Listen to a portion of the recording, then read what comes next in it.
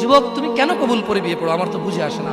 বাবা আপনি কেন আপনার ছেলেকে কবুল পড়িয়ে বিয়ে দিচ্ছেন, আমার বুঝে আসে না। ভাই আপনি কেন আপনার মেয়েকে কবুল পড়িয়ে বিয়ে দিচ্ছেন, আমার বুঝে আসে না।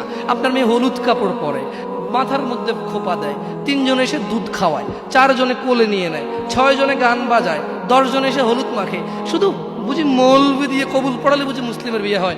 শুনুন, আপনার নবী মুহাম্মদুর রাসূলুল্লাহ সাল্লাল্লাহু আলাইহি ওয়াসাল্লাম কবুলের পদ্ধতি দিয়ে গেছেন, তাই কবুল পড়ায় মুসলমানের বিয়ে মনে করেন না।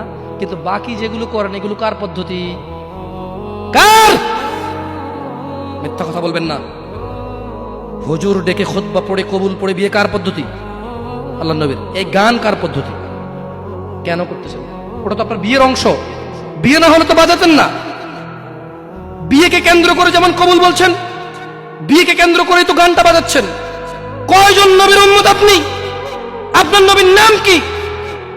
আই এম আস্কিং ইউ, আপনার নবীর নাম কি? আমার নবীর নাম মুহাম্মদ রাসূলুল্লাহ সাল্লাল্লাহু আলাইহি ওয়াসাল্লাম। Who is the messenger of Allah for you? আপনার জন্য আল্লাহর নবী কে? কোন নবীর সুন্নাত পালন করলেন গান বাজিয়ে?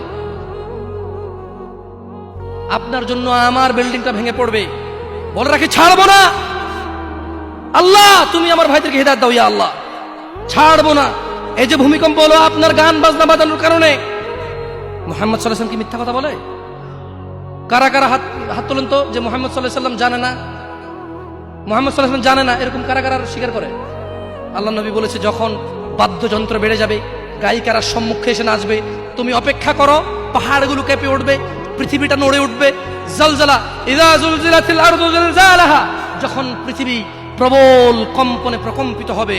ওয়া খরাজাতিল আরদু আসকালাহা, যখন এই মাটি তার ভিতরে যা আছে একদম লাথি মেরে বের করে দেবে, লাশ হোক আর যাই হোক, মাটি বলবে যে বের হও, বের হও আমার থেকে, বের হও, আমি তোর আর কাউকে রাখবো না।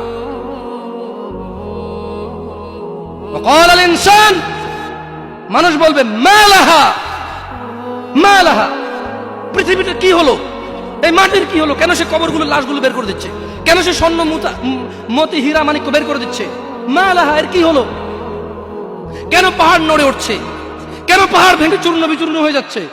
মানুষ বলবে মা লাহা, পৃথিবীর কি হলো? বিআন্না রাব্বাকা আওহালাহা, পৃথিবী এটা করবে, বিআন্না রাব্বাক, কারণ তোমার প্রতিপালক আওহালাহা, পৃথিবীকে আদেশ করেছে।